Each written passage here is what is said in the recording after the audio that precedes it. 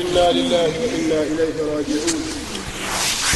والصلاة والسلام على أشرف الأنبياء والمرسلين نبينا وحبيبنا محمد وعلى آله وصحابته أجمعين والتابعين لهم بإحسان إلى يوم الدين وسلم تسليما كثيرا. أما بعد، معشر المسلمين، utaratibu wa Mtume Muhammad sallallahu alayhi wa alihi wasallam ni kama vile ilivyopokelewa katika hadithi kwamba kana sallallahu alayhi wasallam idha faragha min ad-dafn yaqulu li ashabihi istaghfiru li akhikum was'alu lahu at-tathbita fa innahu al-ana yus'al. Ada na utaratibu wa Mtume Muhammad sallallahu alayhi wa alihi wasallam, ikifika katika makamu kama hii, akishakuwa amemaliza kumzika mayit, anawaambia waislamu ya kwamba muombeeni msamaha ndugu yenu na muombeeni kauli thabit, kwa sababu hivi sasa anaulizwa. Kwa hiyo Mtume sallallahu alaihi wa alihi wasallam akawa ametufundisha tuombe msamaha, tumuombee ndugu yetu na tumuombee kauli thabit, lakini akathibitisha kwamba kuna maswali katika kabri, kwamba ataulizwa mtu yoyote atakayeingia mahali hapa. Kwa hiyo basi nataka nitumie fursa hii kutoa nafasi kwenu, kila mmoja katika sisi tuliokuwepo hapa, tumuombe Allah subhanahu wa ta'ala kwa nia zetu zilizotakata kabisa, kwa unyenyekevu. Tumuombee kijana wetu huyu msamaha kwa Allah subhanahu wa ta'ala, tumuombee kauli thabit. Kwa hiyo tutasema Allahumma ighfir lahu warhamhu wathabbithu bilqawli thabit, kama ilivyokuja katika nafsi ya hadithi ya Mtume sallallahu alaihi wasallam. Wale ambao hawataweza kuyashika maneno haya kwa haraka, basi waombe kwa lugha ya Kiswahili, ewe Allah msamehe na umpe kauli thabit. Omba kwa unyenyekevu kabisa. Tutatoa fursa hiyo kidogo, alafu tuendelee na maelekezo mengine insha Allah. Ndugu zangu Waislamu, kijana wetu huyu Isa, Allah amsamehe makosa yake na mrehemu na ampe kauli thabit, na awape mioyo ya uvumilivu jamaa zake, wazazi wake, kwa hili lilotokea. Kijana huyu ndio amefikia, alikuwa mwanzo wa umri wake wa baligh, ameingia kwenye miaka 15. Hii ni kuonyesha kwamba mauti hayana umri. Mtu asijakajidanganya kwamba nitaishi baada ya hapa miaka 10, 15, 20 kwa sababu mimi bado mdogo. Mauti hayachagui umri. Kijana huyu, vijana wengi wanamfahamu, ana wenzake anaosoma nao, anaocheza nao, wa umri kama wake na wakubwa kidogo na walio chini yake. Hawakutarajia kwamba leo tutakuwa tumemzika hapa. Hakuumwa, imetokea ajali ya ghafla ikawa ndio sababu ya kifo chake. Sote tutakufa na kila mmoja ana sababu yake, na kila mmoja ameandikiwa wakati wake. Haikuwa ila Isa afe na sababu ilipangwa ni ile. Patatokea uzembe, patatokea umakusudi, patatokea chochote, lakini lazima afe kwa sababu ile. Na wewe hivyo hivyo, na yule vile vile, kila mmoja na sababu yake. Kuna wanaokufa kwa maradhi ya ghafla tu, wengine wanaugua muda mrefu. Kuna wanaokufa kwa ajali, maelfu na mamia ya watu wanakufa kwa ajali ghafla tu, nenda hapo nitarudi, harudi tena. Wapo wanaokufa usingizini. Ala kulli hali, mauti yako mbele yetu sisi na hakuna mahali pa kuyakimbia. Lao ingekuwa watu waweza kuyakimbia mauti, basi ingekuwa kuna wajanja wengi bado wako hai mpaka leo, naishi miaka 200, 300. Lakini mauti hayako hivyo. Mauti popote pale ulipo, Allah subhanahu wa ta'ala akiwa ameandikia kufike hapo, basi weka walinzi, weka ngome imara, weka kila kitu, chukua sababu zote, chunga diet, kila kitu fanya mazoezi. Lakini muda ukifika, hayo mazoezi yako ndio yatakayokuua, hiyo diet yako ndio itakayokuua, hizo sababu ulizoziweka, hao walinzi wako pengine ndio watakayokuua, maadamu muda umefika. Kwa hiyo muda wake ulioandikwa ulishafika, na sisi tuamini hivyo na tumeridhika kwa Allah subhanahu wa ta'ala kwamba ndio hivyo. Lakini tunajifunza kitu gani? Kwa sababu hapa pana maswali. Hapa ataulizwa huyu, ataulizwa kuhusu Mola wake Allah subhanahu wa ta'ala, na sisi tunajua kwamba Allah tabaraka wa ta'ala anajulikana bi asma'ihi alhusna wa sifatihi alula. Wewe ukiambiwa sasa hivi muelezee Mola wako ni nani, hapo uko hai. Kama hujui basi hutaweza wakati wa kufa. Kama hujui nani Mola wako, hebu muelezee. Wewe bwana, naweza kutaja kwa majina, labda wewe bwana fulani, wewe hebu elezea ni nani Mola wako, umtaje kwa majina yake na sifa zake, kwamba Mola wangu mimi ni kadha kadha kadha kadha. Wapo katika sisi waliokusanyika hapa hawajui kueleza hilo. Usitarajie kwamba eti ukifa sasa ndio utajua. La, huwezi jua. Na hilo ni swali la msingi sana. Likikushinda hilo, basi ndio ushashindwa wewe safari ya akhira. Utaulizwa kuhusu Mola wako. Vijana wengi waliokuwepo hapa waliohudhuria, watoto wengi wao ambao hawapatilizi mambo ya elimu ya dini, hawajui na hawana mpango wa kujua. Wao wanajiona wako sawa tu vile walivyo, na wamesahau kwamba kuna kifo na baada ya kifo kuna kuzikwa. Sisi Waislamu tunaamini kwamba sisi tuna Mola wetu aliyetuumba, Allah subhanahu wa ta'ala. Basi tutakwenda kuulizwa kuhusu yeye. Utaulizwa kuhusu Allah subhanahu wa ta'ala, umuelezee. Hebu niambie ndugu yangu, waweza?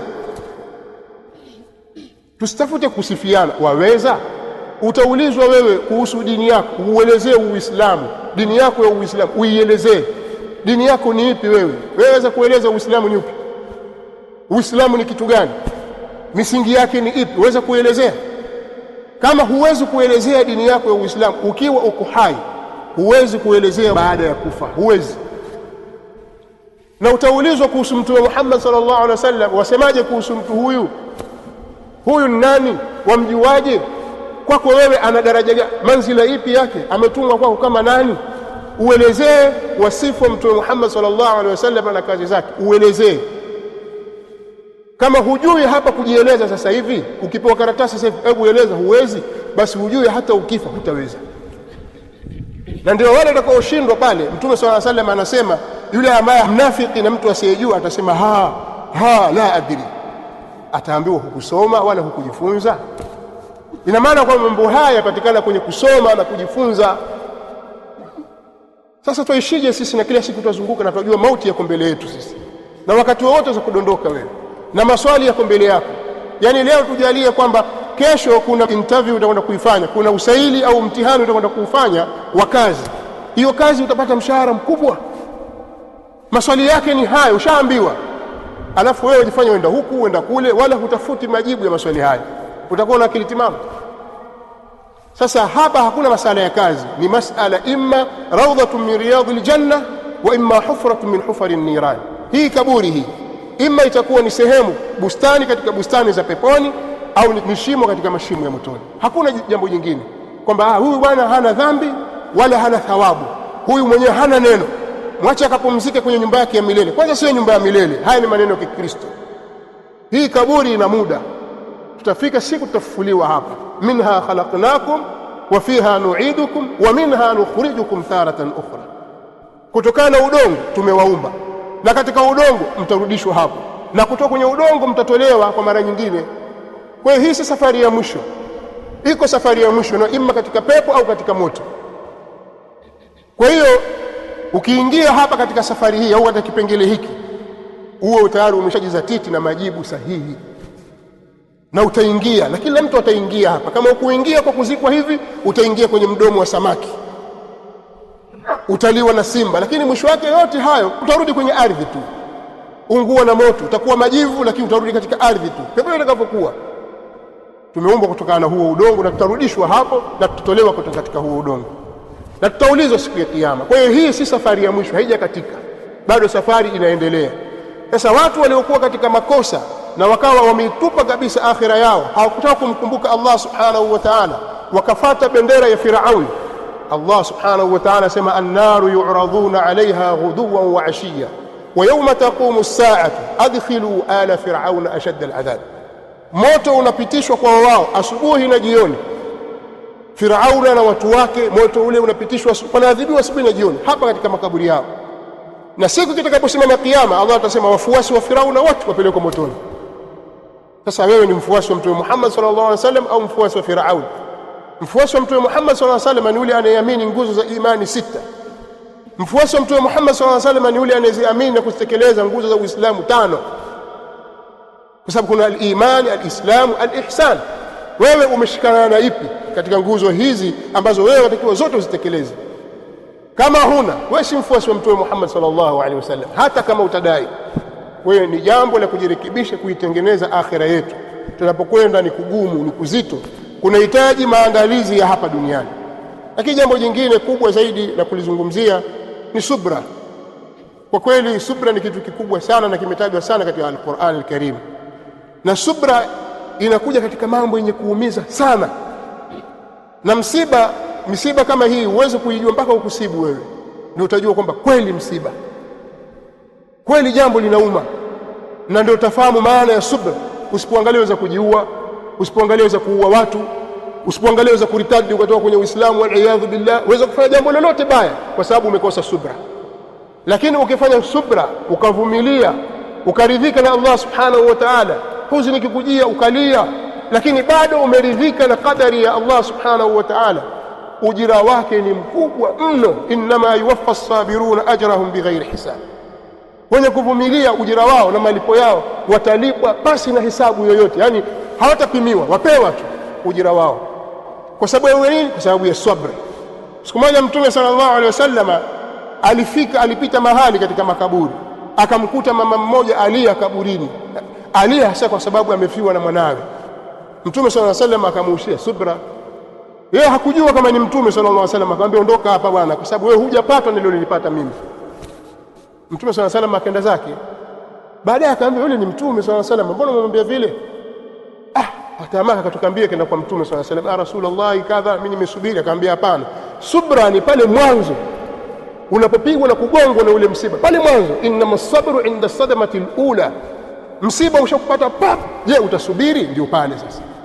Kwa hiyo tujifanye tazi sisi nafsi zetu, kwa sababu ni jambo limetugonga. Mtoto wetu amefariki bado mdogo, pengine mwakani alikuwa ndo anakwenda form 2, kijana mdogo, kijana ana afya, ametulia, mtulivu, lakini sasa jambo limeshakadiriwa na Allah subhanahu wa ta'ala.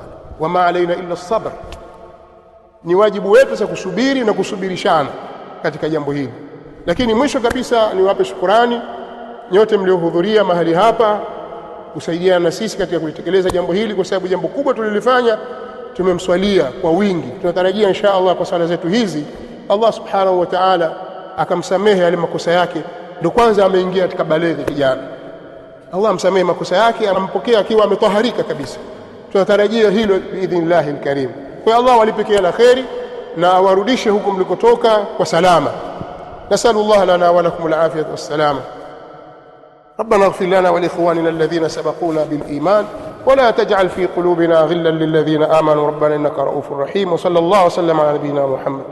سبحانك اللهم وبحمدك واشهد ان لا اله الا انت استغفرك واتوب اليك. جزاكم الله خيرا وبارك الله فيكم.